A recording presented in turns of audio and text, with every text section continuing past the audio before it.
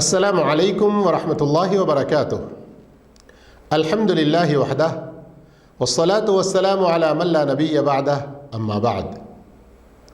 مثالی مسلم، مسلمان اپنے رب کے ساتھ، اس عنوان کے تحت ہم الحمدللہ اس سے پہلی 5 قسطوں میں کئی باتیں سن چکے ہیں۔ اگر آپ بھولے نہ ہوں تو آخری جو بات تھی مسجد کی طرف پیدل چل کر آنے کی اور نمازوں کے لیے انتظار کرنے میں فرشتوں کی طرف سے ہمیں کیا دعائیں ملتی ہیں۔ آئیے اب آج کی 6ٹھی قسط میں ایک اور قدم آگے بڑھاتے ہوئے اپنے رب کی قربت پانے کے لیے، اس کی محبتوں کو حاصل کرنے کے لیے نبی کریم صلی اللہ علیہ وسلم کا بہت ہی پیارا عمل دیکھتے ہیں، اور اس سلسلے میں پیارے رسول صلی اللہ علیہ وسلم کی کچھ حدیثیں بھی سنتے ہیں۔ کیا ہے آخر وہ ہے نوافل کی ادائیگی۔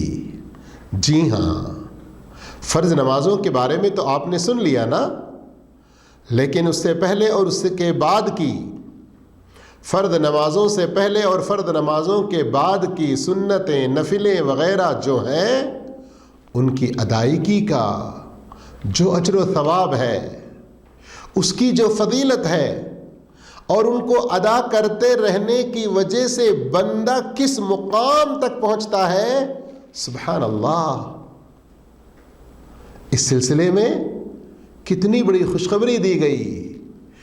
بندہ نوافل کو ادا کرتے کرتے رب کی محبتوں کو پانے کا حقدار بن جاتا ہے، رب کی رضا اس کو حاصل ہوتی ہے، وہ رب کے بہت زیادہ قریب ہو جاتا ہے۔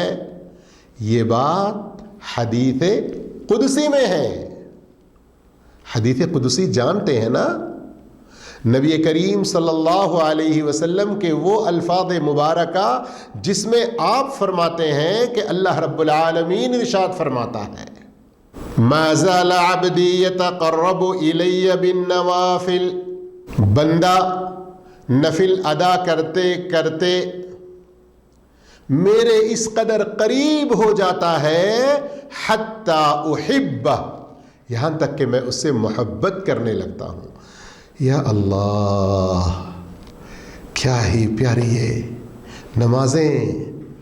فرض تو فرض ہیں، نفل کا یہ مقام ہے کہ جو بندہ ان کو ادا کر لیتا ہے، رب خود کہتا ہے کہ میں اس سے محبت کرتا ہوں۔ کیا شان ہے! کیا چھوڑ سکتے ہیں اب بھی نمازوں کو؟ اب اس کے بعد توفیق کیسی ملتی ہے دیکھیے، اللہ مجھے آپ کو نفلوں کی بہت زیادہ پابندی کرنے کی توفیق عطا فرمائے۔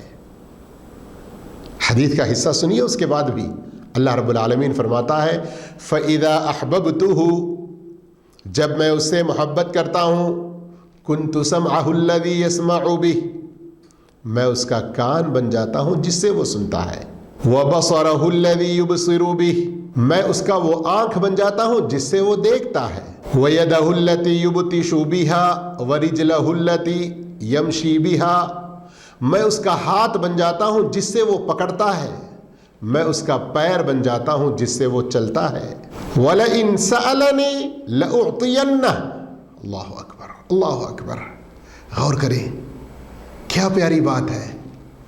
اگر وہ مجھ سے مانگتا ہے میں اسے عطا کر دیتا ہوں، وَلَئِنِ اسْتَعَاذَنِي لَأُعِيذَنَّهُ، اگر وہ مجھ سے پناہ طلب کرتا ہے تو میں اس کو پناہ دیتا ہوں۔ اللہ اکبر۔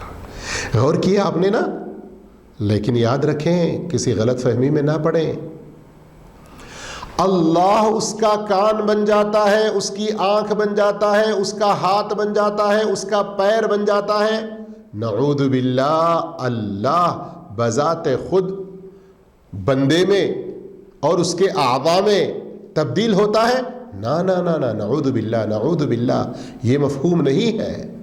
اس کا مطلب یہ ہے کہ وہ بندہ جسے اللہ کی محبت حاصل ہو جاتی ہے وہ بندہ اپنے آنکھ سے، اپنے کان سے، اپنے ہاتھ سے، اپنے پیر سے وہی کچھ کرتا ہے جو اس کو محبوب ہے، جو اللہ کو پسند ہے، پیار ہے۔ اور پھر وَلَئِن سَأَلَنِي لَأُعْطِيَنَّهُ وَلَئِنِ اسْتَعَاذَنِي لَأُعِيذَنَّهُ، اس کے اندر تاکیدی الفاظ پر غور کریں آپ۔ اسے کوئی اس کو اس کی محبوب چیز کچھ چاہیے، وہ مانگتا ہے، میں ضرور بضرور عطا کرتا ہوں۔ الفاظ حدیث یہ ہیں لَأُعْطِيَنَّهُ، ایک تاکید نہیں، دو تاکید، لا پھر نامشددہ تشدید کے ساتھ۔ اسی طرح وَلَئِنِ اسْتَعَاذَنِي لَأُعِيذَنَّهُ، کیا مطلب؟ اس کو کسی چیز سے ڈر ہے اور وہ اس سے بچنا چاہتا ہے اور مجھ سے پناہ طلب کرتا ہے، میں اسے اس سے پناہ دے دیتا ہوں، بچا دیتا ہوں۔ کیا چاہیے میرے بھائیوں، میری بہنوں، ذرا سوچو تو صحیح۔ اپنے گھروں میں بہنیں پابندی کریں۔ اب آپ نے سن لیا اس حدیث کے اندر کہ اللہ کی محبت اسے حاصل ہوتی ہے اور اس کے فائدے بھی سنے، لیکن بات یہیں ختم نہیں ہے، اور بھی محبت کے فائدے۔ آئیے ایک اور حدیث میں نبی کریم صلی اللہ علیہ وسلم کے زبانی سنیں گے۔ آپ صلی اللہ علیہ وسلم فرماتے ہیں ان اللہ اذا احب عبدا دعا جبریل، جب اللہ تعالیٰ کسی بندے سے محبت کرتا ہے جبریل کو آواز دیتا ہے اور خبر دیتا ہے کہ میں فلاں بندے سے محبت کرتا ہوں، تم بھی اس سے محبت کرو۔ اللہ اکبر، اللہ اکبر، کیا شان ہے، کیا رتبہ بلند ہے۔ جبریل اللہ کی آواز سن کر فوراً کہہ پڑتے ہیں اے اللہ میں اس سے محبت کرتا ہوں۔ پھر اللہ کے حکم سے جبریل تمام آسمان والوں کو خبر دیتے ہیں کہ فلاں بندے سے اللہ محبت کرتا ہے، میں محبت کرتا ہوں، تم سب بھی اس سے محبت کرو۔ آسمان والے اس سے محبت کرتے ہیں، ثم یوضع له القبول فی الارض، پھر زمین والوں میں بھی اس کی محبت ڈال دی جاتی ہے، لوگ اسے پسند کرنے، اس کی بات کو قبول کرنے لگتے ہیں۔ یہ اہل ایمان کی، نیک اعمال میں آگے بڑھنے والوں کی، فردوں کے ساتھ نوافل ادا کرنے والوں کی شان ہے میرے بھائیوں۔ یہاں نوافل سے مراد صرف نمازوں میں ہی نہیں، دوسرے تمام مختصر 2 لفظوں میں اگر آپ سننا چاہیں، حقوق اللہ، حقوق العباد میں فرائض کے ساتھ ساتھ نوافل کا بھی ہم اہتمام کریں، اس اونچے اور بلند مقام کو پہنچیں گے۔ حدیث کے یہاں تک کے حصے میں محبت کا فائدہ آپ نے سنا، لیکن اس حدیث کو اگر ہم مکمل کریں گے تو بہت اچھا رہے گا، تاکہ دوسرا رخ کیا ہے وہ بھی ہمیں سمجھ میں آ جائے اور ہم بڑے چوکنا رہیں، ہمیشہ بیدار رہیں، ویسے غلطی کرنے نہ جائیں۔ کیا غلطی؟ اللہ اکبر، نبی کریم صلی اللہ علیہ وسلم فرماتے ہیں، اسی حدیث کا آگے کا حصہ ہے، ابو ہریرہ رضی اللہ عنہ اس کے راوی ہیں، امام مسلم رحمہ اللہ نے اپنی صحیح میں اس کو ذکر فرمایا ہے۔ جب اللہ تعالیٰ کسی بندے سے ناراض ہوتا ہے وَإِذَا أَبْغَضَ عَبْدًا دَعَا جِبْرِيل، جبریل کو آواز دیتا ہے، کہتا ہے کہ انی ابغض فلاناً، میں فلاں بندے سے ناراض ہوں، میں فلاں بندے سے نفرت کر رہا ہوں، تم بھی اس سے نفرت کرو۔ جبریل بھی اس سے نفرت کرتے ہیں، آسمان والوں میں آواز دیتے ہیں، آسمان والے بھی اس سے نفرت کرتے ہیں۔ بات ختم ہو گئی؟ آسمان والوں تک نہیں، ثم توضع له البغضاء فی الارض، ثم توضع له البغضاء فی الارض، پھر زمین میں بھی اس کے لیے بغض و عداوت و نفرت و کینہ کپٹ غصہ اس جیسی چیزیں اس کے لیے رکھ دی جاتی ہیں۔ کیا مطلب اس کا؟ اہل ایمان، سچے توحید والے، سنت کے پیروکار، نبی کریم صلی اللہ علیہ وسلم کے سچے تابعدار اس سے نفرت کرنے لگیں گے۔ اس لیے میرے بھائیوں، اللہ کی محبتوں کو پانے کے اسباب کو اختیار کریں اور اس کی نفرت جن چیزوں میں ہے اس سے اپنے آپ کو بچائے رکھیں۔ محبت کو پانے کے یہ اسباب خود نبی کریم صلی اللہ علیہ وسلم کس قدر پابندی سے کیا کرتے تھے۔ میری اور آپ کی امی جان حضرت عائشہ صدیقہ رضی اللہ تعالی عنہا فرماتی ہیں، نبی کریم صلی اللہ علیہ وسلم راتوں میں تہجد میں اتنی لمبی لمبی دیر تک قیام فرماتے، تتفطر قدما، آپ کے قدموں میں ورم آ جاتا، پیر سوج جاتے۔ میں پوچھنے لگتی کہ اللہ کے رسول صلی اللہ علیہ وسلم، اللہ نے آپ کے اگلے پچھلے سارے گناہ معاف کر دیا ہے، پھر بھی آپ اتنی لمبی لمبی عبادتیں کرتے ہیں، تو آپ صلی اللہ علیہ وسلم کیا جواب دیتے؟ افلا احب ان اکون عبدا شکورا، کیا مجھے یہ بات اچھی نہیں لگتی کہ میں اللہ کا شکر گزار بندہ بن جاؤں کہ اس نے میرے اگلے پچھلے سارے گناہ معاف کر دیے؟ تو اس کا حق تو بنتا ہے کہ میں ایسی عبادت سے محبت کروں، ایسی عبادت بہت زیادہ کرتا رہوں۔ نفل عبادت میں آپ صلی اللہ علیہ وسلم کا یہ شوق تھا۔ اسی لیے ایک مسلمان جو مثالی مسلمان بننا چاہتا ہے نہیں، بلکہ ہم میں سے ہر ایک کو بننا چاہیے۔ جی ہاں، اس کا یہ فرض بنتا ہے کہ ہر نماز مکمل اچھے طریقے سے ادا کرے، اس کے تمام شروط، ارکان، واجبات اور سنتیں، مستحبات سب کو ادا کرنے کی کوشش کرے۔ نماز جب ادا کر رہا ہو تو دل و دماغ، قلب و قالب، جسم و جان کے ساتھ ادا کرے۔ ایسا نہ ہو کہ نماز میں تو اس کا جسم ہے، دل کہیں اور ہے، سوچیں کہیں اور ہیں، خیالات میں کہیں اور ہے، ایسا نہ ہو۔ لیکن ہے آخر بندہ نا، کچھ نہ کچھ کوتاہی ہو جاتی ہے نا۔ اس لیے اللہ کی اس عظیم رحمت پر قربان جائیں۔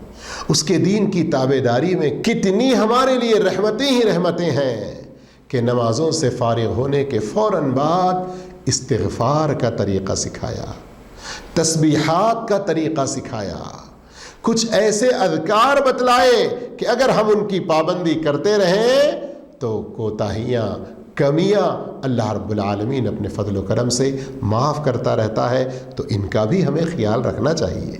جب ہم یقیناً اس طریقے پر نماز کو ادا کریں گے تو پھر یہ نماز ہمارے گناہوں کا بھی کفارہ بن جاتا ہے، یہ نماز ہمارے دل کے سکون کا بھی ذریعہ بنتا ہے، یہ نماز ہمارے برائیوں سے دور رہنے کا بھی ذریعہ بنتا ہے، اور یہ ہمارے آنکھوں کی ٹھنڈک بھی بنتی ہے، جیسے ہمارے پیارے حبیب صلی اللہ علیہ وسلم نے فرمایا، وَجُعِلَتْ قُرَّةُ عَيْنِ فِي الصَّلَاةِ، میری آنکھوں کی ٹھنڈک نماز میں رکھی گئی ہے۔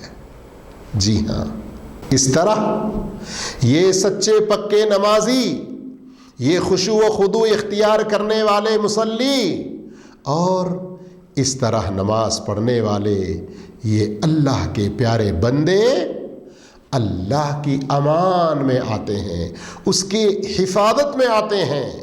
کیسی حفاظت میں آتے ہیں کہ اگر اس دنیا میں ان کو کوئی مصیبت پہنچتی ہے تو گھبراتے نہیں ہیں، کوئی نقصان ہوتا ہے تو پریشان نہیں ہوتے ہیں۔ کیوں؟ نماز ایسی چیز ہے ان کے پاس جو ان کی ساری تکلیفوں کا مداوا اس میں ہے۔ سورہ معارج کی آیتوں پر کبھی غور کیا آپ نے؟ سورۃ المعارج آیت نمبر 19 سے 21 تک، ان الانسان خلق هلوعا اذا مسه الشر جزوعا واذا مسه الخير منوعا، 3 बुरी सिफतें इंसान की अल्लाह ने इन 3 आयतों में बयान किया। क्या फरमाया? इंसान बड़ा हरीस होता है, बड़ा जल्दबाज होता है। कैसे? अगर उसे छोटी सी कोई तकलीफ पहुंच गई, कोई उसको नुकसान पहुंचा, बड़े घबराहट का शिकार हो जाता है, जी मुझे वो हो गया, ये हो गया, लोगों को कहता फिरता है। और अगर उसे कोई खुशहाली, कोई मालदारी, कोई खैर नसीब हो गया, वो दूसरों तक पहुंच ना पाए, बखीली करने लगता है। हलुआ, जजुआ, मनुआ, ये 3 खराबियां बाज इंसानों की, बल्कि बहुत सारे इंसानों की अल्लाह ने बयान फरमाई। उसके फौरन बाद क्या फरमाया? गौर कीजिए, इल्लल मुसल्लीन, जो पक्के नमाजी हैं उनके अंदर ये 3 खराबियां दाखिल नहीं हो सकती। जो पक्के नमाजी हैं वो इन 3 बुरी सिफतों को नहीं अपना सकते। अल्लाह अकबर, अल्लाह अकबर। हम नमाज वैसी पढ़कर तो देखें। मिसाली मुसलमान अपने रब के साथ ताल्लुक को मजबूत करते हुए एक और आगे कदम बढ़ाकर इस नेकी में भी कभी पीछे नहीं होता। वो क्या? कि अगर अल्लाह रब्बुल आलमीन ने उसको माल से नवाजा है, जिस माल में ज़कात वाजिब होती है, तो उस माल की ज़कात अदा करने में वो कभी सुस्त नहीं बनता, बल्कि वो इस ज़कात की अदायगी में बहुत आगे आगे रहता है। और वो ये ज़कात पूरी दिल की खुशी के साथ, बगैर बखीली के, जितनी मिक़दार में ज़कात निकालना है उतनी मिक़दार में मुकम्मल अमानत के साथ निकालता है। और ख़र्च करने के जो जो रास्ते अल्लाह ने बतलाया है, ठीक उन रास्तों में खर्च करता है। उसके पास माल अगर थोड़ा हो, जिसमें थोड़ी सी ज़कात निकालती है, तो भी वो निकालता है। और अगर उसके पास बहुत ज़्यादा हो, यानी लाखों करोड़ों, तब भी वो अल्लाह की रिदा के लिए, उसकी खुशनुदी को पाने के लिए फिर भी निकालता है। और मुसलमान को जान लेना चाहिए कि ज़कात में सुस्ती करना ये किसी मुसलमान का शेवा नहीं है। इसलिए कि जो ज़कात को रोक ले उसके साथ क़िताल किया जाएगा। याद है ना कि पहले खलीफा अबू बकर रज़ियल्लाहु ताला अन्हु ने मानिईन ज़कात ना देने वालों के ख़िलाफ़ जिहाद किया था। और इस सिलसिले में कुरान मजीद में बहुत सारी आयतें हैं। नमाज और ज़कात को एक साथ अल्लाह रब्बुल आलमीन बयान करता है, व युक़ीमूनस्सलाता व यु'तूनज़्ज़का। एक और जगह फरमाया व अक़ीमुस्सलाता व आतुज़्ज़का। इसलिए सोना चांदी हो, ज़ेवरात हो, अनाज हो, गाय बैल बकरी ऊंट वगैरह जैसे चौपाए, और जिन जिन चीज़ों की ज़कात निकालना है, ताजिर लोग अपनी तिजारत के अंदर ज़रूर निकालें। और याद रखें, ज़कात निकालने से हमारे माल में बरकत होती है, बढ़ोतरी होती है, तरक्की होती है। अल्लाह रब्बुल आलमीन दुनिया में भी इसका अच्छा बदला देता है, आखिरत में भी इसका अच्छा बदला देगा, बल्कि बरज़खी ज़िंदगी कब्र में भी बहुत अच्छा बदला मिलेगा। अल्लाह अज़्ज़ व जल्ला से दुआ है, अल्लाह हमको एक सच्चा पक्का मुसलमान बनाए, मिसाली मुसलमान बनाए। इंशाअल्लाह आगे ये सिलसिला जारी रहेगा और नई चीज़ों को हम सीखते रहेंगे। तब तक के लिए इजाज़त। व आखिरु दावाना अल्हम्दुलिल्लाहि रब्बिल आलमीन। वस्सलामु अलैकुम व रहमतुल्लाहि व बरकातुहू।